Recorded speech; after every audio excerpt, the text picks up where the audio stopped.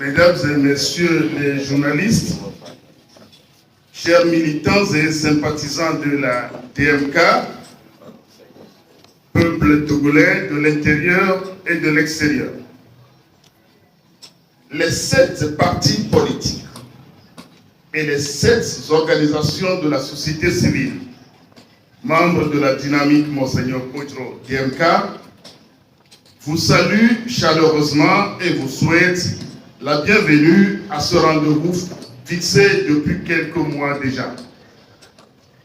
En effet, face aux incessantes interpellations des membres de la conférence des présidents de la DMK sur l'éventualité de sa participation aux prochaines élections législatives et ou régionales, nous avions toujours indiqué ce jour du 31 mars 2023 pour situer l'opinion nationale et internationale sur cette question cruciale dans la vie politique de notre pays.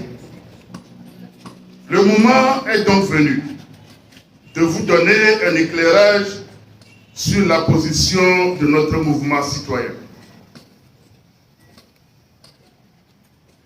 Au sujet des élections régionales que prévoit d'organiser le gouvernement de M. Faure Gnassingbé, la DMK n'y trouve aucune opportunité, aucune urgence, dès lors que la feuille de route issue du séminaire national sur la décentralisation, organisé en 2016 à Lomé, à l'hôtel Sarakawa, n'est pas respectée et que les communes ont de la peine à assumer leur mission en raison des multiples entraves administratives, du déficit de moyens financiers et d'équipements. La démarche du régime visant à faire émerger un Sénat relève de la diversion, de la manipulation politique, du clientélisme et surtout du désir morbide d'offrir le statut de sénateur à vie et un brevet d'impunité à certains citoyens, malgré tous les délits et crimes présumés dont ils se seraient rendus compte coupables après une gouvernance au long cours marquée par des actes délictueux et criminels jamais élucidés. Le pays traverse une grave crise. Et le bon sens voudrait que les allocations budgétaires que nécessitera cette institution budgétivore aux résultats incertains soient allouées à d'autres secteurs essentiels et directement liés à la vie des populations vivant dans une précarité extrême. La DMK estime que le gouvernement de M. Faure Gnassingbé s'entête à vider le processus de décentralisation de sa substance en instrumentalisant les institutions décentralisées à des fins de conservation du pouvoir d'État. Dans ces conditions, adhérer à ce processus alors que nos 117 communes manquent de liberté réelle d'action et des moyens financiers et matériels adéquats pour se développer est un leurre et une manière de cautionner l'esbrouffe du régime en place pour abuser la bonne foi du peuple togolais, éternel martyr d'une gouvernance clivante au bénéfice d'une minorité prédatrice sans foi ni loi. Il devient donc exigeant qu'une discussion franche et sincère soit menée pour évaluer la situation de nos communes et prendre les mesures adéquates pour performer leur mission afin qu'elles jouent pleinement leur rôle de catalyseur de développement à la base avant d'envisager la poursuite de la politique de décentralisation de notre pays. Quant aux élections législatives, qui sont aussi annoncées avant la fin de cette année et qui répondent à un agenda républicain, la DMK exige qu'un accord soit trouvé pour une issue du contentieux électoral qui perdure depuis 2020 à ce jour. Cet accord doit déboucher sur la refonte de la gouvernance électorale et la mise en place d'une charte démocratique qui garantit l'éthique, la transparence électorale et la sécurité des candidats avant, pendant et après les scrutins. Le drame inédit de l'élection présidentielle du 22 février 2020 continue de traumatiser les Togolais qui n'ont aucune confiance dans les processus électoraux conduits par le régime RPT-UNI. La communauté internationale représentée au Togo par leurs ambassades aurait pu aider à garantir la transparence et le bon aboutissement du dernier processus électoral. Malheureusement, et contre toute attente, elle a tout simplement abandonné le peuple togolais en rase campagne, en se murant dans un silence incompréhensible, au moment où le peuple avait le plus besoin des forces neutres pouvant défendre les valeurs de démocratie et de vérité des urnes dans le cadre de la gestion de la crise post-électorale. L'exigence du peuple est connue et clairement exprimée depuis plusieurs décennies et encore réaffirmée dans les urnes le 22 février 2020 par le vote massif pour l'alternance au sommet de l'État. Les forces impérialistes et prédatrices de notre pays et le RPT-UNI qui leur sert de valets locaux en complicité avec certains acteurs politiques intéressés ont encore plombé pour l'instant cette échéance. Le peuple togolais et la DMK sont donc dans la résistance contre ce énième hold-up électoral et cherchent à récupérer cette victoire.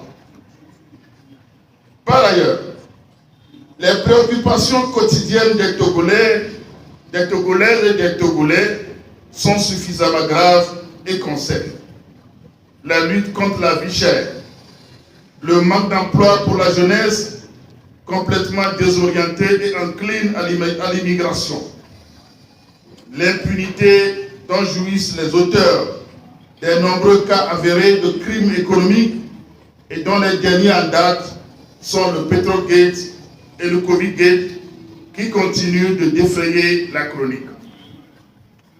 Les atteintes aux libertés publiques et d'expression, avec leur corollaire, que sont la poursuite judiciaire doublée de tentatives d'anéantissement des journalistes. Sur ce registre, on peut citer les cas de Ferdinand Ité, Isidore Kouonou et Feu Joël Lega, qui en indignent plus d'un. Ce constat est corroboré par les derniers rapports du département d'État des États-Unis et d'Amnesty International. Le cadavre de Toussaint Bitala Madouba, qui continue son séjour indigne et anormal dans les placards des dirigeants illégitimes de notre pays. La centaine de détenus politiques qui croupissent dans les géoles du régime. L'exil des premiers responsables de la DMK, Monseigneur Philippe Faloko Kodjo, qui a eu 93 ans hier, jeudi 30 mars, et du docteur Agoué Kodjo, candidat de la DMK à l'élection présidentielle du 22 février 2020, déclaré deuxième selon les résultats officiels contestés. Les attaques terroristes répétées dont sont victimes nos populations dans la région des Savanes. La conduite à pas de charge d'un processus électoral non inclusif, y compris de la première force d'opposition déclarée par le régime lui-même et opaque, dans lequel on annonce régulièrement des étapes franchies par une commission électorale indépendante acquise au régime. Alors, la question ultime et fondamentale à se poser est de savoir si raisonnablement et dans ces conditions, le peuple togolais serait encore prêt à aller aux élections législatives aux côtés de la DMK. La réponse nous paraît celle-ci. Nous sommes des républicains et attachée aux principes qui promeuvent un fonctionnement régulier des institutions de l'État. Je répète, nous sommes des républicains et attachés aux principes qui promeuvent un fonctionnement régulier des institutions de l'État. Je répète une dernière fois, nous sommes des républicains et attachés aux principes qui promeuvent un fonctionnement régulier des institutions de l'État. Néanmoins, il y a lieu de trouver des réponses idoines pour un apaisement social, la confiance dans le processus et des garanties de sécurité à tous les acteurs. Pour ce faire, le peuple attend de la part du régime des mesures urgentes qui, au demeurant, nous paraissent aisées à prendre, à savoir le retour sans condition du patriarche de la nation, Monseigneur Philippe Paluku-Podjo, et de son assistant, et du président démocratiquement élu, Dr Agbemebe Sankodjo, dès lors que l'arrêt numéro ECW, par CCJ, par JUD, par 11, par 2022, du 24 mars 2022, de la Cour de justice de la CEDEAO, désavoue la procédure judiciaire du ministère public contre eux et condamne l'État togolais. Par ailleurs, des garanties de sécurité doivent être prises pour le retour de tous les exilés politiques. 2. La libération des prisonniers politiques, car si Faure Gnassingbé peut contribuer à libérer les 49 militaires ivoiriens présumés impliqués dans des affaires criminelles contre l'État malien, il est aisé pour lui d'élargir ses propres concitoyens qui n'ont usé que de leurs droits constitutionnels, la liberté d'expression et les droits de contester. 3. La sécurisation de tout le territoire national, notamment les préfectures de Kpendial et de Kpendial-Ouest dans la région de Savane, et assurer la libre circulation de tous les candidats. La réalisation de ces conditions sociales, politiques et inclusives doit donc préoccuper tous les Togolais. Il s'agit d'aller vers l'apaisement des cœurs et de faire baisser la tension politique créée par le quintuple coup d'État opéré par Faure Gnassingbé pour se maintenir au pouvoir malgré sa défaite en 2020. 4. Par ailleurs, relativement à la question de la garantie de transparence des élections en vue, la DMK estime qu'il est urgent d'opérer des réformes indispensables et de façon consensuelle pour assurer chaque partie prenante. Ces réformes concernent notamment la composition et le fonctionnement de la CENI et ses démembrements. Il est inadmissible que la DMK, la deuxième force politique reconnue d'après les résultats officiels et contestés de la dernière élection présidentielle de l'année 2020, n'y soit pas représentée proportionnellement à son rang. Les réformes doivent concerner également le découpage électoral, le mode du scrutin, la proclamation des résultats bureau de vote par bureau de vote et tout autre point nécessaire à la tenue d'élections transparentes et démocratiques.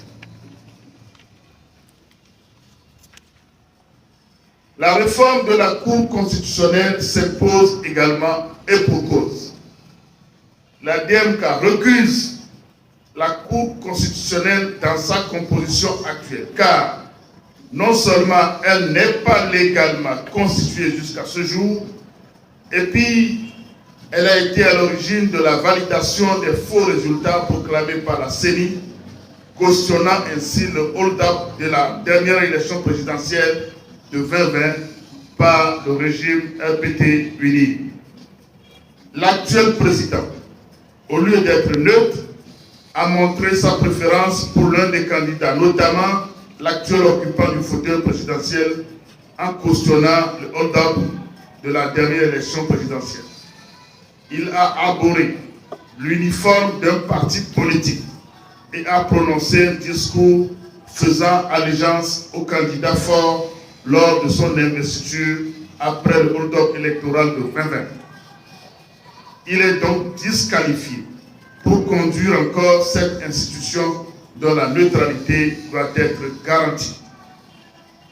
La satisfaction de ces revendications imprimera aux prochaines élections législatives les caractères inclusifs et transparents. La DMK s'engage à se battre pour leur prise en compte effective.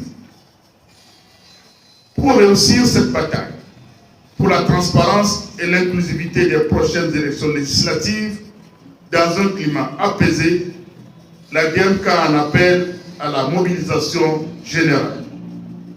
Jeunesse togolaise, femmes, hommes, élèves, étudiants, syndicats, associations professionnelles, diaspora et classes politiques, chacun de nous est appelé à un engagement patriotique pour enfin créer le pacte de la délivrance finale. Il est temps pour nous de nous départir de la peur et de la loi du silence que tente de nous imposer le système RPT uni. À cet effet, la DMK lance un appel aux partis politiques, aux organisations de la société civile et à toute la diaspora à saisir cette opportunité des préparatifs de ces futures élections législatives pour s'accorder sur une plateforme de revendication assortie d'un programme d'action concerté et planifié afin de sauver notre République en péril. C'est le sens du courrier que la conférence des présidents de la DMK se prépare à envoyer aux acteurs politiques et de la société civile. La DMK attend vivement leur réaction pour engager des discussions franches et sincères devant aboutir à une plateforme de revendication et à une programmation d'action d'envergure nationale pour faire renaître notre pays. Nous prendrons le peuple togolais à témoin. Le moment venu, quant à l'issue de cette initiative qui nous paraît ultime en ce moment.